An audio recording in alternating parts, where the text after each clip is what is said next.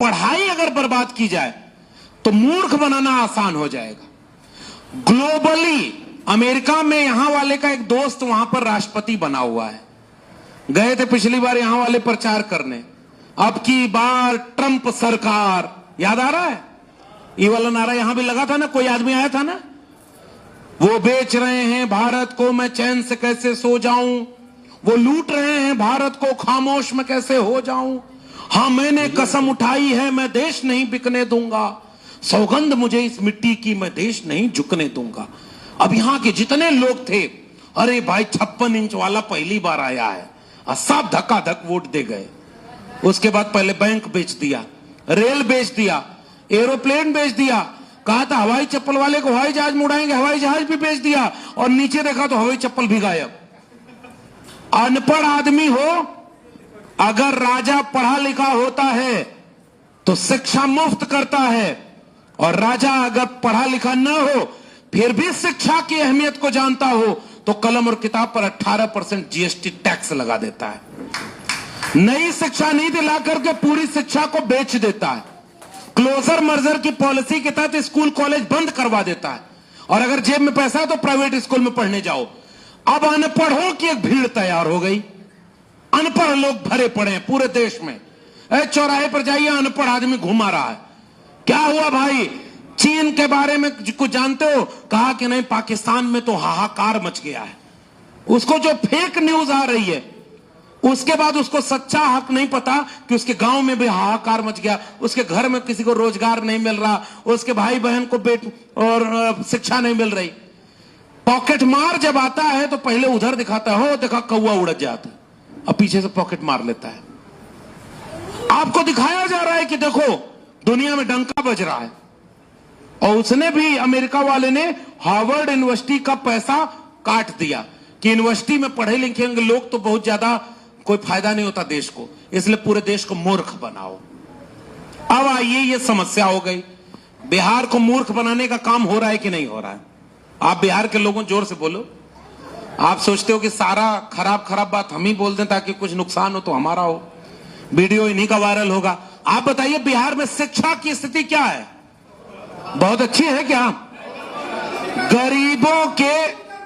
गरीबों के बच्चों को अच्छी शिक्षा मिल रही है क्या? शिक्षा खत्म तो नौकरी मिलेगी क्या? जब बेरोजगारों की और अनपढ़ों की भीड़ तैयार हो जाएगी तो इतिहास कैसे पढ़ेगी कि त्रिवेणी संघ क्या किया था, अर्जक संघ क्या किया था। और अभी मुझे मिला कि कोई डॉक्टर साहब हैं, वो देखिए बाबा साहब की जीवनी बांटते हैं। इसको पढ़ेगा कौन? अनपढ़ लोगों की भीड़ तैयार हो गई, शिक्षा बर्बाद हो गई, रोजगार बचा नहीं है। और जब शिक्षा और रोजगार दोनों बर्बाद, तो धर्म के एक नाम पर लड़ाई लड़वाना आसान हो गया कि कठिन हो गया? बताइएगा, जोर से बोलिए। अब उसको यह समझाया जाएगा जैसे एक जमाने में कार्ल मार्क्स ने समझाया होगा, दुनिया के मजदूरों एक हो जाओ, तुम्हारे पास खोने के लिए केवल अपनी बेड़ियां और जंजीरें हैं और पाने के लिए पूरा जहान है ना। अब क्या समझाया जाएगा? भारत के जाहिलों एक हो जाओ, धर्म की लड़ाई बचाने की तुम्हारे ऊपर जिम्मेदारी है, मारे गए तो मोक्ष मिलेगा और जीत गए तो धर्म का राज मिलेगा। बताइए आसान काम है कि नहीं? अगर इसी में पढ़ा लिखा होता बिहार का नौजवान, कोई आईआईटी में पढ़ रहा होता, कोई मेडिकल में पढ़ रहा होता, कोई इंजीनियरिंग कर रहा होता, उसके घर का मां बहन बेटा सब लोग पढ़ाई कर रहे होते, तो कितने पढ़े लिखे लोग धर्म बचाने जाते? जरा हाथ उठा बता दीजिए, कोई जाता क्या? आज जितने ने दंगाई भीड़ के हिस्सा बनते, इसमें कोई पढ़ा लिखा नौजवान कायदे का है क्या? और जितना नेता है पूर्णिया के इलाके में जब आते हैं तो वो वाला सांसद याद आता है कि फलाने जिला में रहना है तो हिंदू बनकर रहना होगा। यात्रा निकाल रहा था वो त्रिशूल लेकर के, यहां का बेगूसराय के आसपास का है, नाम लेने की जरूरत का है, उसका नाम ऐसा क्या है कि उसका नाम यहां लिया जाए? यहां तो फूले अम्बेडकर मंडल का ही नाम लिया जाएगा। एक आदमी से झगड़ा नहीं है भाई, वो आदमी हट जाएगा दूसरा त्रिशूल लेके घूमने लगेगा, उस विचारधारा से झगड़ा है। और किसके लिए त्रिशूल लेके घूम रहा था? हमारे लोगों का हक मारने के लिए घूम रहा था। इसलिए धर्म के नाम पर ये जो हो रहा है, इसको बचाना भी बिहार की जिम्मेदारी है। मैं उत्तर प्रदेश में रहा, अभी दिल्ली में रहता हूं। 2024 के चुनाव में उत्तर प्रदेश ने अगर 43 सीटों पर उनको हराया न होता तो आज इस देश का संविधान बचा होता कि नहीं बचा होता? जरा हाथ उठा के बताइए। बचा होता? अगर 43 सीटें बीजेपी को वहां हराई न गई होती तो संविधान वहां पर तो उतना सुरक्षित होता? भाई उसके बाद आपके यहां का एक आदमी एक बैसाखी दिया हुआ है और एक दक्षिण भारत का आदमी, दोनों के ऊपर मुकदमा था, दोनों को करोड़ों रुपया मिला। यहां वाले की तो तबीयत ठीक नहीं लोग बताते हैं, अच्छे आदमी हुआ करते थे, एक जमाने में समाजवादी आंदोलन से निकले हुए थे। और सोचिए समाजवादी लोग कहां जाकर के क्या हो रहे हैं। और सोचिए ये कितना बड़ा इस देश के साथ अन्याय हो रहा है, क्योंकि अब वो कमजोर हो गए और दोनों लोगों ने उनको बैसाखी दी है। लेकिन याद रखना बिहार के लोगों, अब आखिरी में अपनी बात समेट रहा हूं कि आपको करना क्या, आपकी जिम्मेदारी क्या है। हरियाणा चुनाव उसके बाद वो जीत गए, पता है ना कैसे जीते? गांव में घुसने नहीं दे रहे थे वहां के लोग प्रचार करने, क्योंकि किसान आंदोलन में वहां के लोग मारे गए थे। बहुत गौर से समझना बिहार के लोगों, आप समझदार और जागरूक लोग हैं, आपके ऊपर जिम्मेदारी बहुत ज्यादा है। ऐसे ही नहीं, ये इतिहास त्रिवेणी संघ का, अर्जक संघ का मैं बता रहा था, इतिहास संघर्ष का आपका है। डोला प्रथा के खिलाफ यहां के माले के लोगों ने लड़ाई लड़ी, जमीन के बराबर हक के लिए यहां के लोगों का नरसंहार हुआ, कुर्बानी दी, मारे गए लोग। उसके बाद तो थोड़ी बराबरी हासिल हुई थी। अब आप उस मोड़ पर खड़े हैं, केवल वो दिन लौटेगा नहीं, भूल मत, भ्रम में मत रहिएगा, उससे बुरा दिन आपका इंतजार करेगा। क्यों? क्योंकि बिहार के चुनाव के पहले हरियाणा में जहां लोग घुसने नहीं दे रहा था, जहां उस पार्टी के नेता कह रहे थे कि नहीं जीत पाएंगे, आज उन्हीं की सरकार है। गौर से समझना खतरा क्या है। हरियाणा में उनकी सरकार है कि नहीं है? और वहां कोई माहौल उनका जीत का नहीं था। फिर वो गए महाराष्ट्र। महाराष्ट्र में नोटबंदी का सारा पैसा सदुपयोग किया गया। जितना अपना पूरा देश भर में कार्यालय बनाने से जितना पैसा बच गया था, सब महाराष्ट्र में इस्तेमाल हुआ। दो पॉलिटिकल पार्टी को खरीद लिया गया। उसके बाद चुनाव हुआ और मैं महाराष्ट्र जाता हूं, बिहार के लोगों बहुत गौर से सुनना।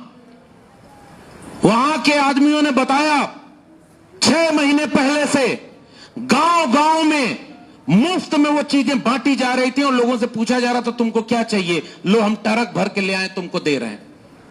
लालच, ताकि अपना वोट बेच दो। दूसरा, वोट काट लिए गए वोटर लिस्ट से और पुराने फर्जी वोटर उसमें डलवा दिए गए। चुनाव आयोग के सामने आजाद भारत में पहली बार पूरा महाराष्ट्र का विपक्षी दल खड़ा होकर के बोलता है कि जितने वहां जनसंख्या नहीं है उससे ज्यादा वहां पर वोटर हो गए। कुछ हुआ इस देश में? लोकतंत्र बचा है क्या? चुनाव आयोग बचा होता तो संभव है क्या? मान लीजिए गांव में 100 लोग हैं, उसमें बच्चे भी होंगे, 18 साल से कम उम्र के लोग हैं, तो जितने 18 साल से कम उम्र है वो सब भी वोटर हैं। और कुछ लोग मर गए, वो वोटर हैं। पहले के जमाने में एगो चुटकुला वाला सीन आता है, यूट्यूब पर बड़ा वायरल होता है। एक आदमी आया जिस दिन वोटिंग हो रही थी और वोट डालने गया, और जब वो स्याही लग रही थी तो कर्मचारी से पूछा कि जरा इसमें देखिएगा सुनीता देवी आई थी क्या वोट डालने? तो वो देख करके बोला हाँ आई तो थी, वोट डाल के चली गई। वो आदमी लगा जोर जोर से रोने। वो कर्मचारी पूछा क्या हुआ, क्यों रो रहे हैं? कही कि उसको मरे 15 साल हो गया, हर बार आती है चुपचाप वोट डाल के चली जाती है, मिल भी नहीं पाता हूं मैं। इससे क्या समझ में आता है? इस कहानी से हमें क्या शिक्षा मिलती है? कैसे वोटिंग हो रही है?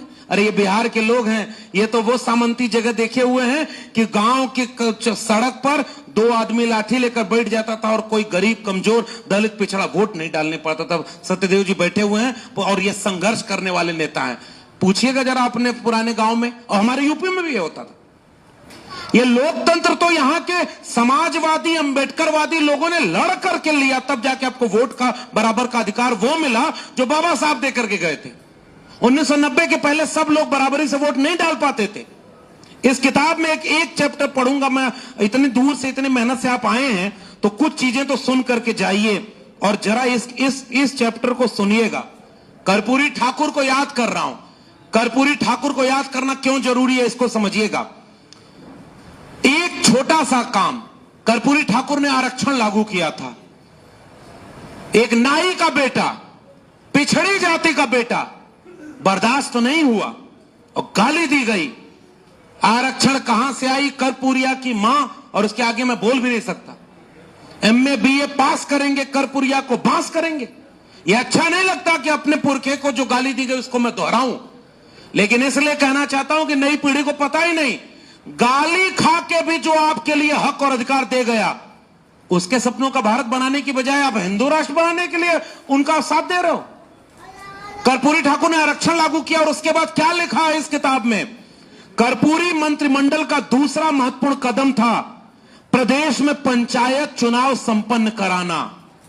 पंचायत में आरक्षण नहीं था, इसलिए गांव में जिसकी आबादी 5% भी नहीं वही मुखिया होता था। आज मुखिया बदल गए कि नहीं? और क्या लिखा है इस किताब में? 1977-78 का भारत है, बिहार है। व्यापक हिंसा खून खराबे के बीच चुनाव हुआ, लेकिन इस चुनाव का फर्क यह पड़ा क्योंकि आरक्षण लागू हो गया था, पिछड़ी जातियों ने ग्रामीण सत्ता पर उच्च जातियों के परंपरागत वर्चस्व को तोड़ दिया था। 1980 में उस वर्चस्व को तोड़ने में मदद की कर्पूरी ठाकुर ने। उस वर्चस्व को तोड़ने में मदद की किसी जगदेव प्रसाद कुशवाहा ने। उस वर्चस्व को तोड़ने के लिए कोई मंडल बनकर के आया था। उस वर्चस्व को तोड़ने के लिए 1990 का मंडल आंदोलन आया, जब कोई सांप्रदायिकता का रथ रोक रहा था और जिसकी तारीफ सदन में मौजूदा मुख्यमंत्री नीतीश कुमार जी कर रहे थे। आप वो वीडियो देखिए कि नहीं, बिहार के लोगों देखिएगा। पुराने वाले नीतीश कुमार सदन में खड़े होकर कह रहे हैं कि आडवाणी जी और अटल जी से मैं पूछना चाहता हूं कि आप लोग दंगा वाला रथ लेकर चले थे तो समस्तीपुर में गरीब का बेटा, कमजोर का बेटा लालू यादव ने आपके रथ को रोक दिया था, तब जाके सांप्रदायिकता का यह रथ रुका हुआ था। और नीतीश कुमार जी पूछ रहे थे कि उसके बाद जब आप अपनी यात्रा शुरू किए तो बनारस से यात्रा शुरू किए, तो ये जो मिसिंग लिंक है समस्तीपुर से बनारस का, वो कब पूरा होगा? अटल जी और आडवाणी जी बताएं। इसके पीछे का भाव क्या था पता है? इस उत्तर भारत में यूपी और बिहार में, यूपी में कोई चौधरी चरण सिंह की विरासत का, मंडल आंदोलन की विरासत का कोई मुलायम सिंह यादव खड़ा था, तो बिहार में उस जमाने का समाजवादी नेताओं की श्रृंखला खड़ी थी जो कर्पूरी ठाकुर और जगदेव बाबू की विरासत को जैसे भी सही आगे बढ़ा रही थी। तो कोई नीतीश कुमार, कोई रामविलास पासवान, गूंजे धरती आसमान रामविलास पासवान, वो सदन में खड़े होकर कह रहे हैं हिंदू धर्म तो, जो तुम हिंदू नाम लेते हो तो फर्जी है। अभी भी कोई कह रहा था और मैं रेफरेंस लेके कह रहा हूं, अब उन्हीं का बेटा हनुमान बन गया किसी और का। अब कल्पना करिए बिहार के सामने संकट कितना बड़ा है। हनुमान कौन बना है? आपके हमारे बीच का आदमी बना है, हमारे परिवार का आदमी। वो हनुमान बन गया, चुनाव आएगा, हनुमान के नाम पर हनुमान की जाति का वोट किधर जाएगा? सोच के बताइए। रामविलास पासवान, शुरू में जो रामविलास पासवान ने जो काम किया था, अब सामाजिक न्याय के लोग उसे आगे कैसे बढ़ा रहे? अब इसके मतलब नीतीश जी जब कमजोर हुए तो उनका अति पिछड़ा वोट कहां जाएगा? क्या वो वक्फ बिल पर आधी रात को कानून पास करके सुप्रीम कोर्ट ने पूछा हिंदू मंदिरों में कितने मुसलमानों को तुमने ट्रस्टी बनाया है, अगर तुम ये नहीं करते हो तो तुम दूसरे धर्म में क्यों घुसपैठ करना चाहते हो? ये तो सुप्रीम कोर्ट ने पूछ दिया। इसका मतलब बिहार के लोगों, आखिरी में संकट कितना गहरा है। संकट इतना गहरा है, 100-150 साल में जो लड़कर हासिल हुआ था, 2025 में वो आपके सामने रेत की तरह है मुट्ठी में। अगर मुट्ठी बंद कर लिया तो रेत बच जाएगी, और अगर मुट्ठी खुली है तो आपका सारा संघर्ष खत्म होने वाला है। और मैं इतना बिहार में इसलिए घूम रहा हूं क्योंकि मेरा स्वार्थ यूपी बचाने का ज्यादा है। बिहार अगर 25 में बचेगा तो 27 में यूपी बच जाएगा। सीधी और सपाट बात कहना चाह रहा हूं। और अगर बिहार और यूपी दंगाइयों की नफरत से बच गया, संविधान को बचा ले गया, अंबेडकर और मंडल के रथ को आगे बढ़ा ले गया, तो उसके कुछ ही दिनों के बाद इस देश से दंगाइयों और नफरतियों को हमेशा के लिए अलविदा कहने की उम्मीद बन जाएगी। इसलिए बिहार के लोगों में आपके सामने खड़ा हूं।